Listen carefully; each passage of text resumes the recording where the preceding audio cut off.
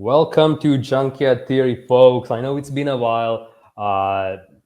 It's probably like the second episode we're doing for 2022. I've been busy with my little film, Temporal, which if you guys haven't seen, you can check it out. I'm going to put that in the description below.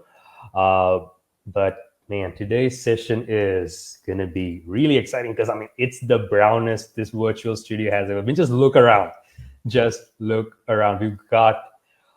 We've got one alum and three new faces over here, but man, the Bhullar Family live on Junkyard Theory. Everybody, please welcome Bernard White. You guys have seen Bernie on the show.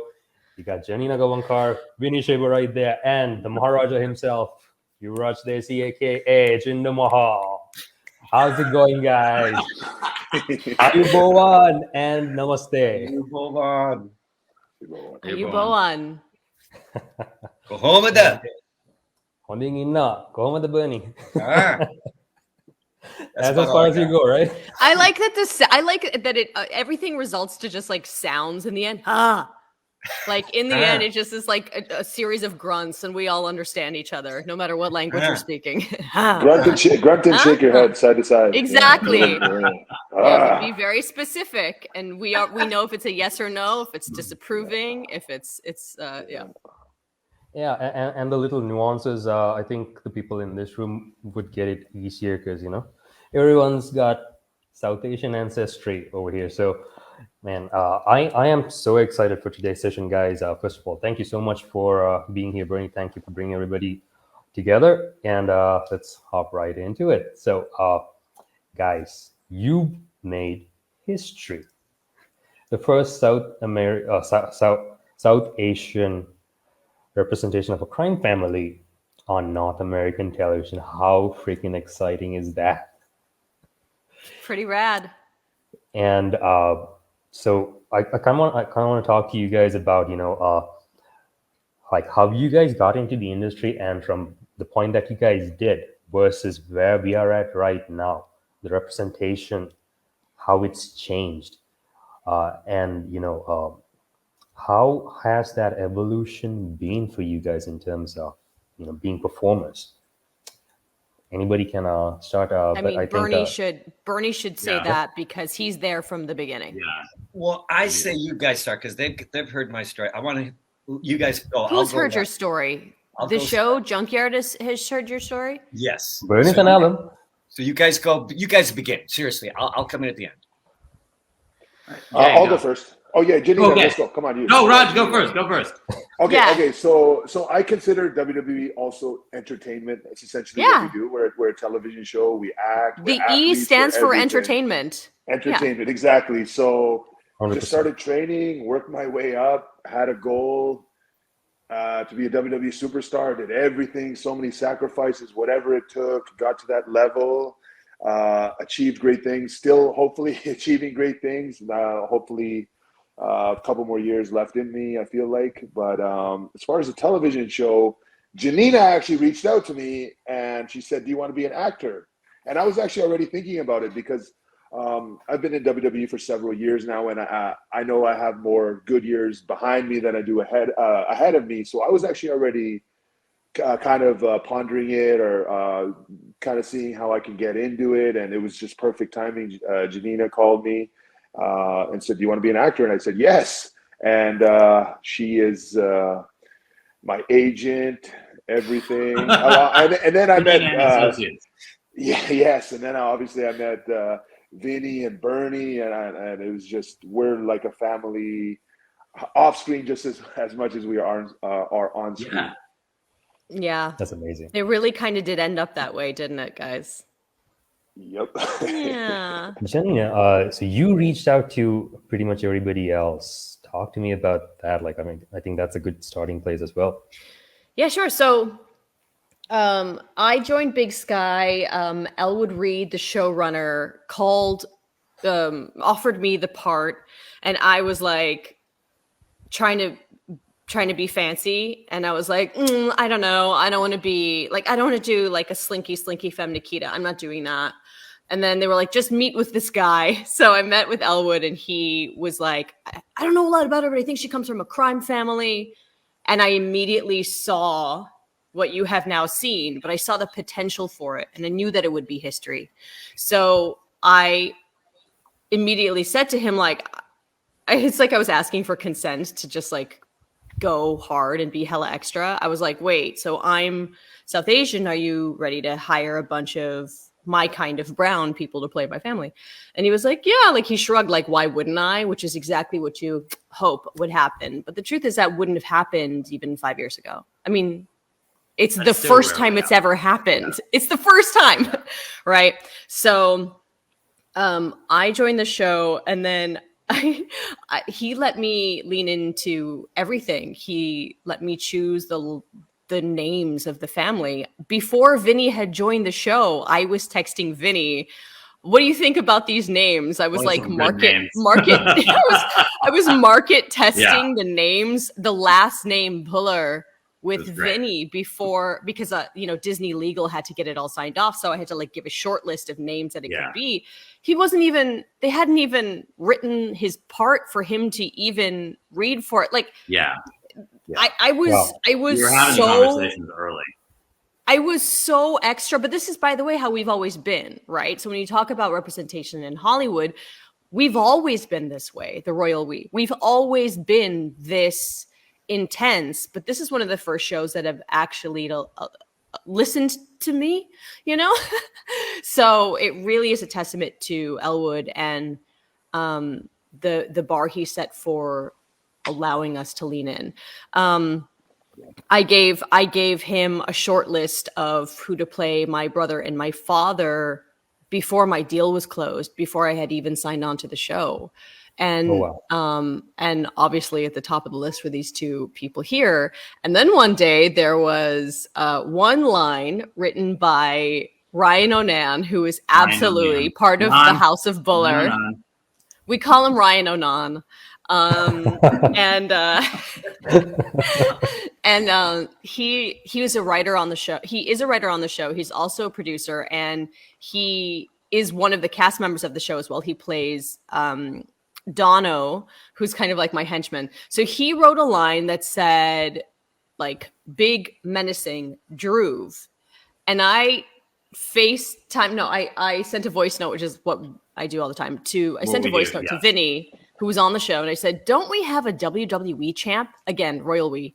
Don't we have a WWE champ? Because we needed a big ass guy, and wouldn't it be lovely? Like, why can't my people have The Rock? Like, somebody needs to give somebody their first acting job. Why can't we do that? So both Vinny and I like reached out to our friends. We immediately got his phone number. Elwood was like, do you know him? It's scary. He said, yeah, it's like we immediately had it. But that's how it is, right? In like 2 seconds. It was. And Elwood was like, do you know him? I love his look. And I was like, give me a second.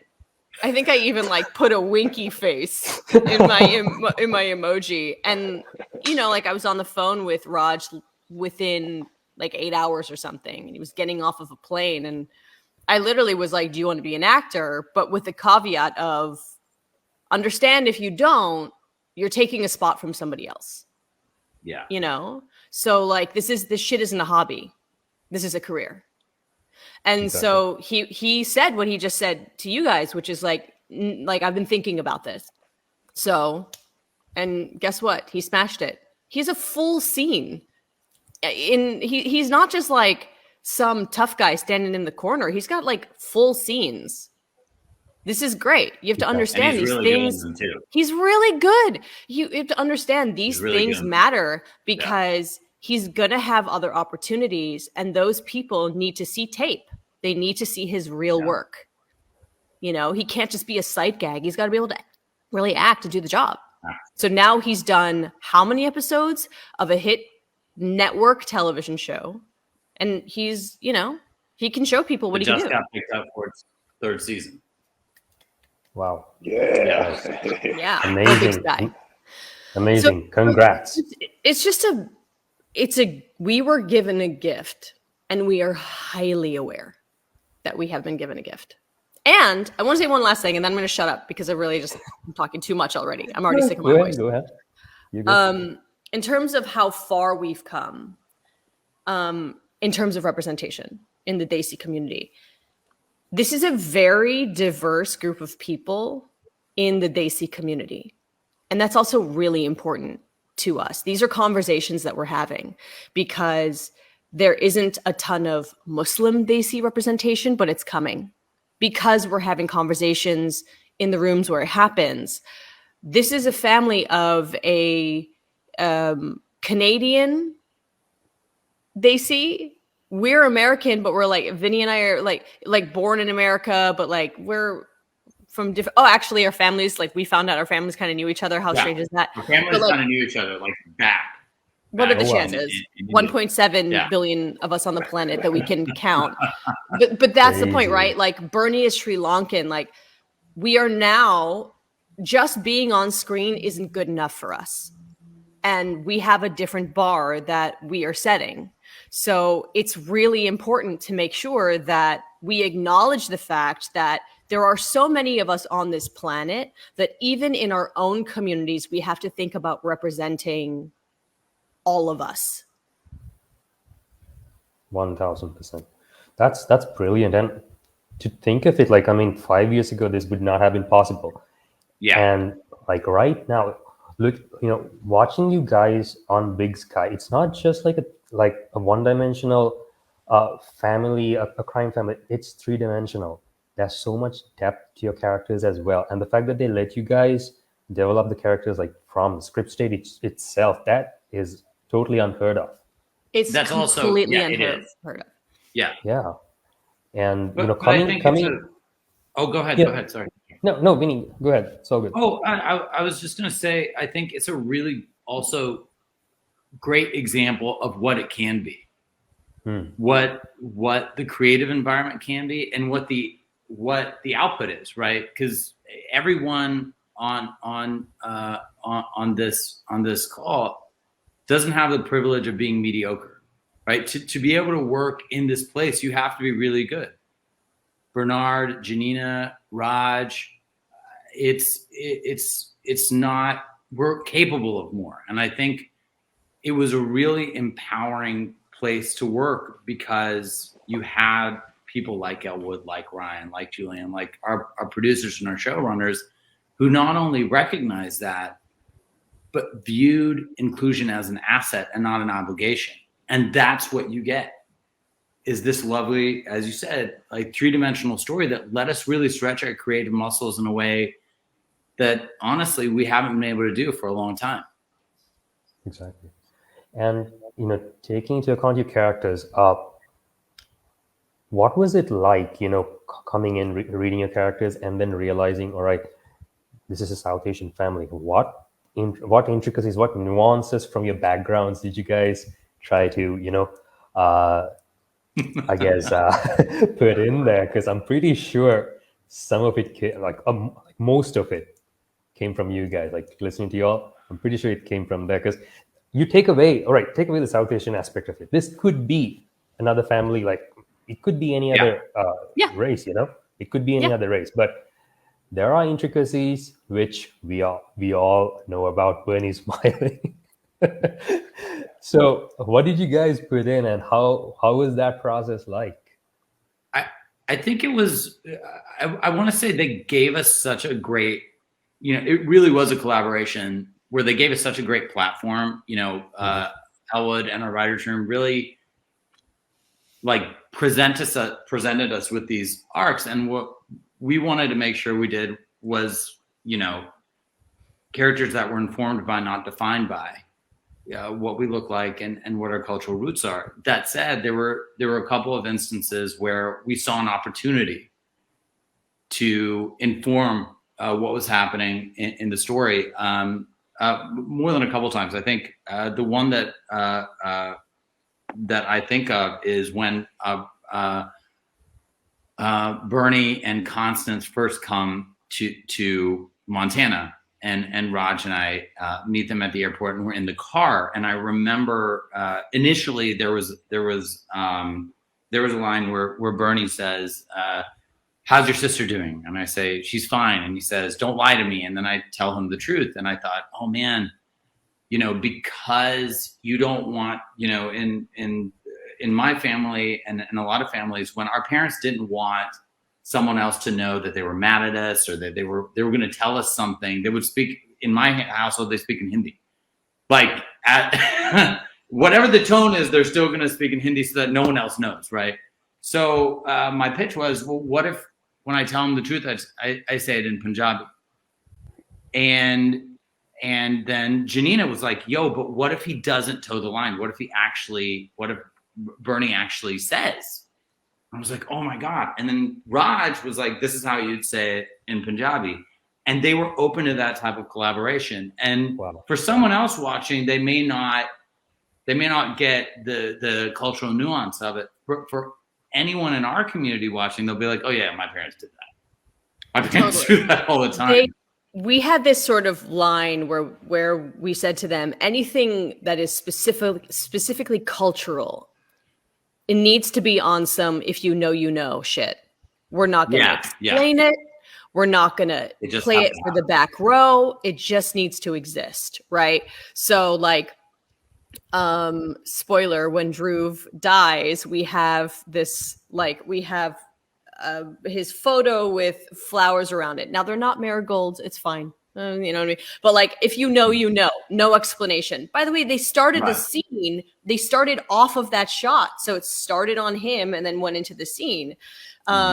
We had short names in the show. We sort of like went for this monosyllabic thing where it was like Dhruv, Veer, Ren, Jag, but it's like Renu, Jagat, like, but you have to understand again, Disney legal, right? So Disney legal has to sign off on both of those names. Everything that goes into these nuances takes time behind the scenes. That's the thing you have to really realize here. So even though I asked, I was like, what's the thing with the lemon and the chilies that we have? Like, I'm not good enough Indian to know, but like, I want to do that. Right. I didn't even know what it was called. I've already forgotten it. But like, and also everybody has a different name for everything. So, but I was like, I want to do that. Yeah. And then I told the director, don't shoot an insert on it, which means like, don't shoot me doing it. You can come off of it, but don't drive it home. Don't explain it. Yeah. They can talk about it in the Reddit. If you know, you know. Right. You know, we touched feet at the airport when our father got off the plane. I told the director, because I wasn't there that day, talk to Bernie and Vinny. Talk to actually Bernie, Vinny, and Raj. They all knew it was like, don't make a meal out of this. This is not some cultural event. It's like literally like a salute and you keep it moving. Like it is not a big deal. If you know, you know.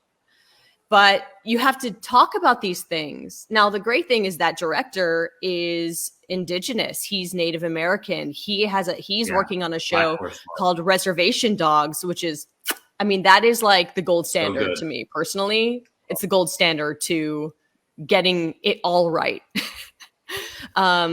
Because the people in the leadership positions are Indigenous. So anyway, the show is filled with this. Our storyline's filled with this stuff, but they let us do it.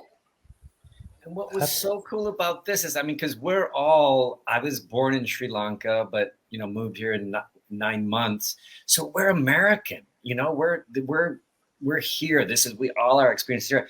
And these characters were people who were very aware of how assimilated they were and how to move through the world. And so, for example, when you, like, whether it's the language switch, the code switching of language and trying to hide a secret, but then it makes the scene so much more interesting because now this guy who's wanting to embrace his Westernness, Veer Bhullar, he doesn't want to be identified as this other thing that he saw being oppressed and being made fun of. He wants to crack all those, like, we can talk to Raj about this, about how you become the wrestling champion of the world, because this is not in our archetype, so to speak, though it absolutely is in our archetype if we go further. Look at history, Yeah. Really, I love what you just said, because you know what, like growing up, we've talked about this. your heroes were Marlon Brando, James Dean, and that's who you wanted to be. Who you wanted to be. That's who we wanted to be. Seeing people, the people who we watched. But later on, you realize, okay, you cannot be them because you are different. But it's not you who realizes it, it's people from outside who tell you that. And at the same time, then there's this whole kind of like, okay, where do I fit in? And that's been a massive hole for quite a while. And seeing a family like the Bhullars on TV, it's badass and it's cool and it's South Asian. Now there's relatability. So for people who come up, for kids or like young adults who are going to be watching this, that's going to instill hope. At the same time, looking at something that's authentic, because you guys put in so much effort into these little nuances where you don't like you said, Janina, you don't necessarily, try to make it a cultural event. You just plant it, move on, tell the story. But to people who are watching it, it's as authentic as it gets. You try to keep it that way. So what I'm trying to say is you are essentially leaving breadcrumbs for people who are trying to join the industry and, hopefully see themselves on screen, like you are representing something that has not been there before. So where do you guys essentially want to see this go? Can I just interrupt a second? Oh, God. Let's see Janina cry. So I'm gonna, Janina, tell us about our dinner and tell us about the dinner we had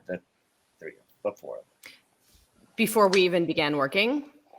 Yeah, at that fancy restaurant. It was your first day, right? It was Raj's first day. No, I think Bernie's first day. We went to Los Alamos. Yeah, Bernie had just touched down. Oh, yeah. Okay, so she's already getting emotional. Stop it! Shut up.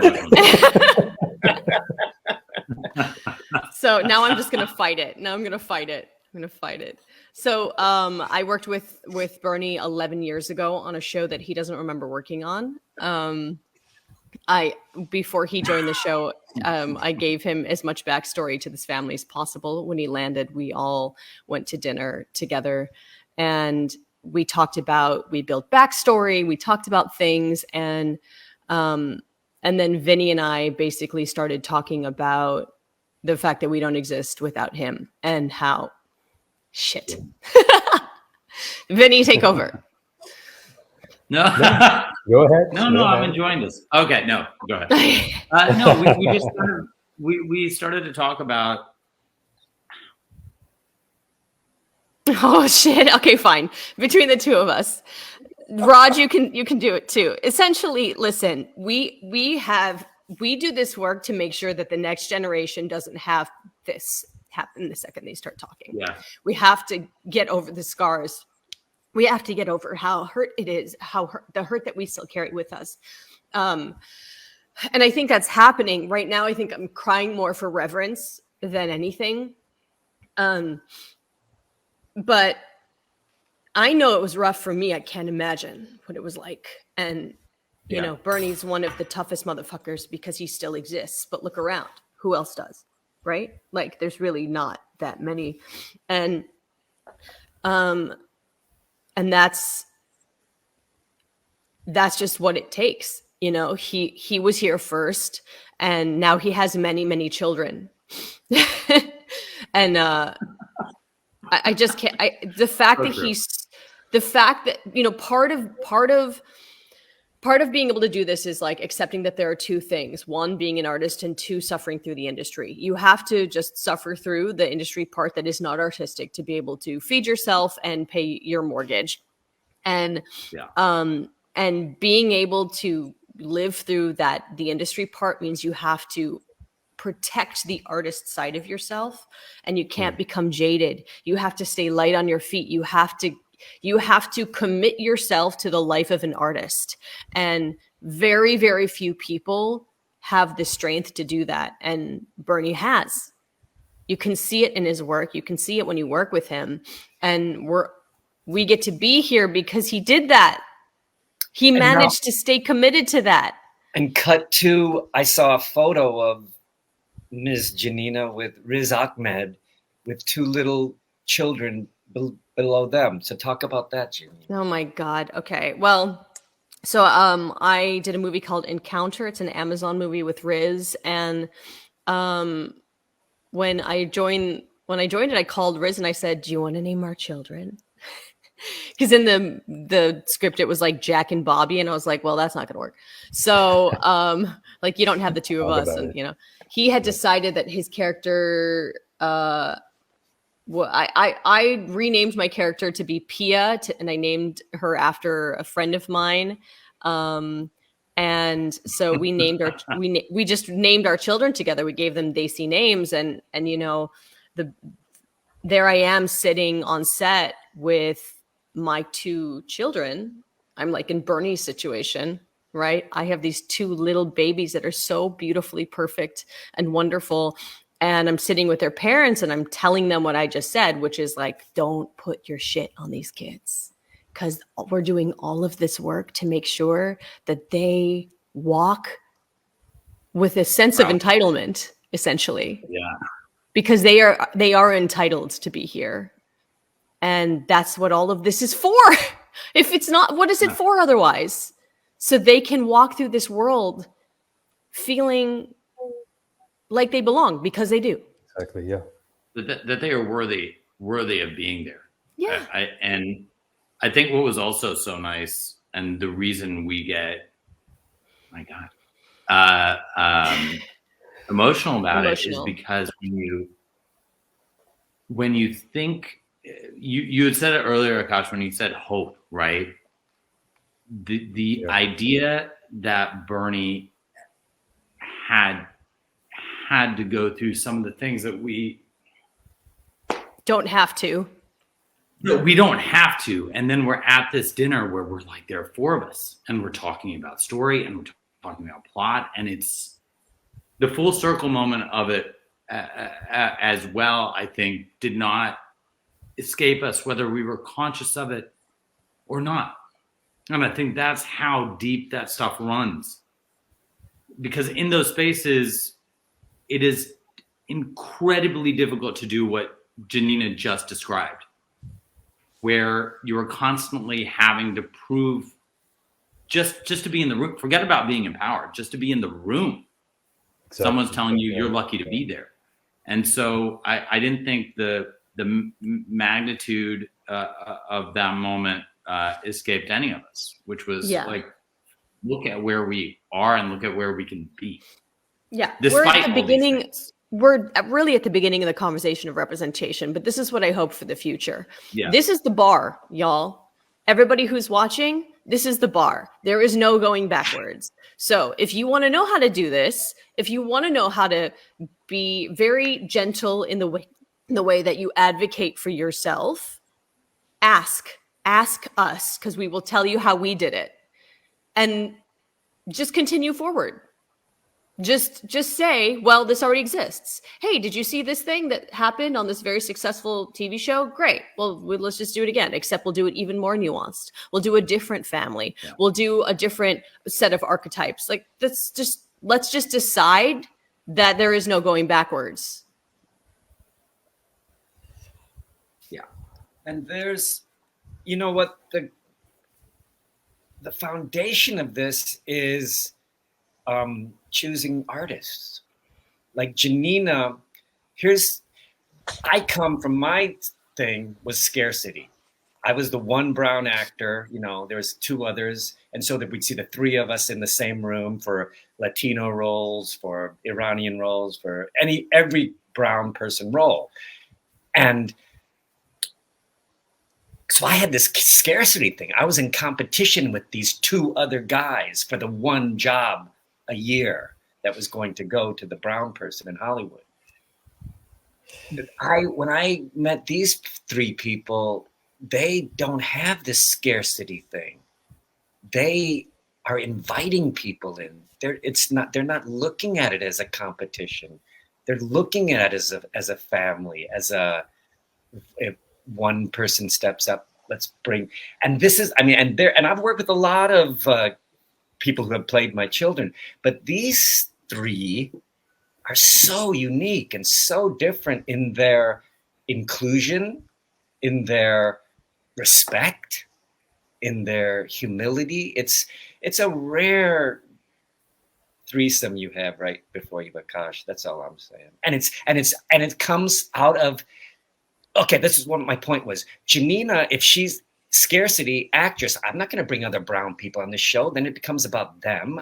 I'm going to suffer. My character needs to be the unique unicorn brown person on the show, that all the issues will revolve around her. They'll write more from and then she doesn't get doormats to help to join with her. She gets people who are opinionated, who have thoughts, who will disagree with her. I mean, she comes from the Obama school of best idea in the room wins. Yeah. You bring people in that you respect. So a lot of actresses and actors will bring in people that aren't that good, so that they look better. That's not most. Yeah. That most would do that. And so it's I think it's about love, and it's about art. It's about, Kendrick Lamar has a line in one of his songs that says something like, they told me to hold up a black artist, but I don't want to hold up whack artists. So it's like, Oh shit, Vinny, write that shit down. Right? It's like you're not just gonna just because you're brown. That line's gonna make it into season 3. Because you're not brown, it doesn't. Just because you're brown, that you gotta also have the chops. You gotta have chops. Yeah, these people, or the humility to want to have the chops. Yeah. Exactly. And it's just so. He's like, and I'm out. Mic drops. Peace out. Pull a highlight from that, Akash. Like 100%. You're gonna have to highlight that later. 100%. Guys, like listening to this, it's so freaking inspiring. Like like what you guys just talked about. In a way, you're kind of giving back to your community by inviting other people to come onto the same pedestal with you, like share the whole privilege. Right? Yeah. Like it's something I think that being over here in South Asia, like within this region, something that I see is like when you said, the whole scarcity factor is there, so you have the whole competitiveness, and it's not a very healthy place to be. It's not. But I mean, it's something that definitely has to change, and if anything, you guys are certainly changing it over there. You're setting the bar high, and I think this story essentially has to go out there even further. Yeah. Because that's the only way we can change, include, and prosper. Yeah. I mean, we Black Hollywood has had to exist and persevere for centuries, and we can learn a lot from them because they don't work with scarcity. Right. They have had to find community because they were so excluded. And that is a moment that happened, again, decades ago. And they have talked about excellence. They have talked about generational wealth. They have talked about inclusion within their own communities. And they are many steps ahead of us, and we can recognize and learn from them. True. That is very true. Yeah. I also want to talk a little bit about, the generational trauma that South Asians essentially carry. We already cried. We talked about this. Do you mean in terms of what do you mean? Because we've talked about the trauma within trying to exist in the industry. What kind? Yeah, what but other kind do you mean? What I'm talking about is you taking that, converting it into something through your performance, something that elevates the whole, not just the story, but also where you've come from, if that makes sense. Yeah, well, we were really lucky. Elwood brought Vinny and I literally into the writer's room. Okay. Which is nuts. Understand how rare this is. The man asked us to sit into the writer's room and talk about our own pressures and trauma within our own childhoods. Okay. So just to make sure that the central themes of what these characters were experiencing within their own family were universal. and specific, therefore universal, right? So we talked about pressures. We talked about the need for excellence, which comes from our own parents' trauma of existing as immigrants. And so we explained all of that to them. And then there you go. That's in the material. And that becomes the basis of the material. Go ahead, Raj. You've been... I was saying another big one was like Janina, a strong female figure. Whereas, like South Asian families, the son is usually favored heavily and the daughter kind of, doesn't have a voice sometimes. But here we have a very powerful female figure, breaking boundaries, kicking the son's butt. So I think that the role that Janina played was like revolutionary, where there's a strong female in the family. Because there's many strong females like in work and everything, but when it comes down to family time, they're always, sometimes they got to take the back seat. But in this family, it was very special. Yeah, it's really funny because it's like, there's knowledge. Go ahead. Go ahead. Yeah, no, go. Well, that's something we talked about. It's like the irony is like so many of my girlfriends are expected to get their PhDs and be the CEO and do all of these things and be the absolute best. But then as soon as they get into the house, everything changes again. And like the dynamics change, but the expectation to be the absolute best and the leading most person in your field is also expected.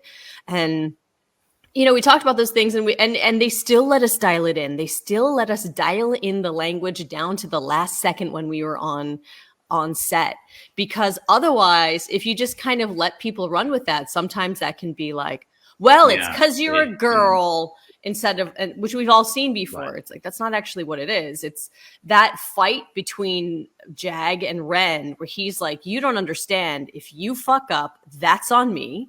So it's actually the pressure on him as well, right?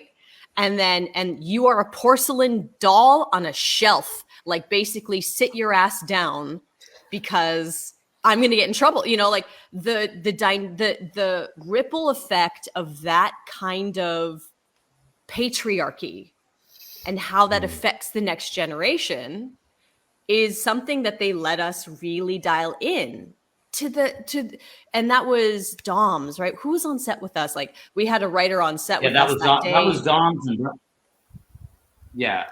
Brian. But there are two things. Brian too. Yeah. I think it was Brian. Go ahead. The two things I want to say is one, usually when because I can't speak for anyone else here, but I've definitely been invited to meetings with showrunners and writers and writing rooms. And typically speaking, that meeting is for them to say, we had a meeting. There rarely, if ever, is any change that you see on the page. And in this particular case, they really wanted to know, and you really saw it on the page. The second thing is that and Janina, I think you alluded to it, where it was so much more compelling with all these characters because it was rooted in a place of realness is a word I'm looking. That's not the word, but like it was rooted in our experience, specificity, so that it wasn't just we're making a point showing Ren as this person, showing Veer as this person, showing Jag as this person, showing Dhruv as this person. All those characters were rooted in a very real experience that we've all kind of had. And I'm generalizing a little bit, but when you see the way that Veer treats Janina as opposed to the way he treats me, right? And I don't want to speak for Bernie, but the way I saw it was like he's treating her so nicely because he has absolutely no expectations of her. And every time she messes up, or shake your head, bro. No, every time she messes up, I get blamed for it. Every time I mess up, I'm like, I can't win. But that's real. But even the way that we talked about how Dhruv would have entered the situation. We built a backstory for their friendship. Bernie told us recently that he thinks that he fathered Dhruv. And we're like, okay, well, like, holy shit, that's crazy. Well, we didn't have enough TV time to get into all of that, which is too bad. But, you know, but like we knew these things. We talked about, Raj talked about, listen, Raj is the only Canadian in this room right here. Okay. He's the only one who actually knows families like this. So we asked him a ton of questions. Every time we say anything in Punjabi, we asked him to make sure that we were saying it right. You know, like we were constantly asking him, does this feel right? Does this kind of family makes sense? You know, like how would somebody like you show up? You're probably friends together. There's a reverence for the patriarch, you know, like we talked about all of those things. Man, that's amazing, because, you know, this amount of preparation, like you don't necessarily, first of all, you don't get the chance to do it on TV most of the time. You are limited by time and like budgets, of course, like no matter where it's, you know, filmed. So getting this, like it's essentially a luxury, and you know, you guys turned it into art essentially. And how's the response been from people of the same community? Has anybody spoken to you since, you know, the finale aired? I'm curious, because like coming from Sri Lanka, I see things that I can relate to. So what about the people over there? I'm pretty sure. Janina's smiling. Vinny's scratching his chin. It's been awesome. I mean, it's been so dope. But I actually think the thing that's more exciting is that everybody has responded. Like, not just Dhesi people. Nice. Like everybody loves this family. And it's just another testament to the fact that, guess what, Hollywood? You can have people that maybe you haven't seen before play archetypes that you have seen before, because they're universal. You don't got to be the same color or nationality or race as the people on screen to feel seen, to be invested. The other day, Vinny said that he just talked to somebody who I think she was African American, and she was like, she really felt this family. Doesn't matter. Yeah. Doesn't matter who really you are. Emotional. Yeah, right. It's like there are things in us when we watch archetypal characters that are stirred up. That is some kind of primordial soup within us, and it doesn't matter who's playing them. And no, I'm sorry. It does matter, because if you haven't seen yourself there, Yes, you can't be what you can't see, right? But if you're not that. If you're not that, that so part weird. of you isn't getting. Yeah, if you're not that thing, you are still being like, the lights are still going on inside of you. You know, I have a little actor who played my grandson actually, and he, little brown boy, looks just like I did when I was little, and he is bullied constantly at school, and recently, Vinny and Janina shared a viral video of Indian boy in Texas, being bullied. And, you know, it's almost like what we're doing, what that guy, I'm pointing to Raj right now, what he's doing is like, you know, we're not the people who are going to, you know, we're not all Gandhi in a loincloth who are going to turn the other cheek, you know, and America has that view of us, that we're these gentle, loving, welcoming, which we are, welcoming people who are going to invite the colonizer in for tea and then have them take over the entire. Yeah. But Canada doesn't. Right. Which is another thing. Yeah. I got to another thing in this like insane person email that I sent to Elwood after our meeting before my deal was closed. I was like, this is why you haven't seen this on television in North America yet. The model minority myth. But and this is why that exists. This is how Dhesi people came into America. In the 60s and 70s. This is how Dhesi people got to Canada before that time. So we're doing a specifically Canadian story that shares a border with Montana, Trust me when I tell you, if ABC has any pushback like, well, we've never seen it before, look no further than the Indo-Canadian crime families. They exist. They are plentiful, and there is plenty of journalism all about them. So, you know, it's like, I don't even know what my point was, but the point is, you're right. We're not just the gentle folk that America seems to think we are. Like, there are many, many of us, and not all of us are nice people. That's true. And it's really great that you guys got the chance to, you know, kind of portray that. Are there any qualities that you kind of took back from your characters and integrated them into your real life? Took back. What do you mean? It was like, I hope there's not. no take back. Like, they are just fully present. In me, they're just like fully present. They're just there. In real life, like Vinny and I will go out for coffee locally. I take to every now and then I give him a thundering slap. I'll give you such a duck, and I do it. So that's one thing of it. There's a whole video I sent. I think 4 videos to it. We're on a thread together. Was it 4 videos? Slapping is a real big thing in Bollywood. There are a lot of slaps going on, and there are these compilations of Bollywood slaps on YouTube. That after our scene where Bernie slapped me in the back of the head, I sent so everyone could enjoy them. I was like, look, we're not that far off. Oh my God. Guys, before we wrap up, I mean, this has been great. And, you know, it's epoch making, it's changing history is what you guys are doing. And personally, I really look forward to, you know, seeing more of this, not just on Big Sky, but, you know, wherever TV or cinema goes. And I'm pretty sure you guys are going to take the spirit of what you guys have learned and experienced on this show over to every other form of media. And I personally look forward to, you know, seeing all of that. So guys, thank you for doing this. Thank you for setting the bar high.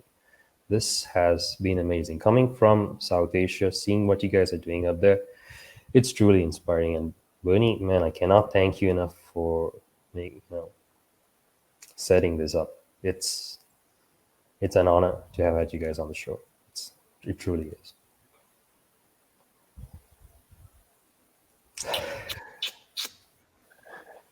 Thanks so much for having us. Let's all just cry our way out. Let's just. I know. Last 2 minutes just sobbing in silence. Gosh, we also know that your country is having a rough time right now. So it means a lot to us that you would take the time in the middle of all of that to hang with us and celebrate with us. Of course. We're all humans, and at the end of the day.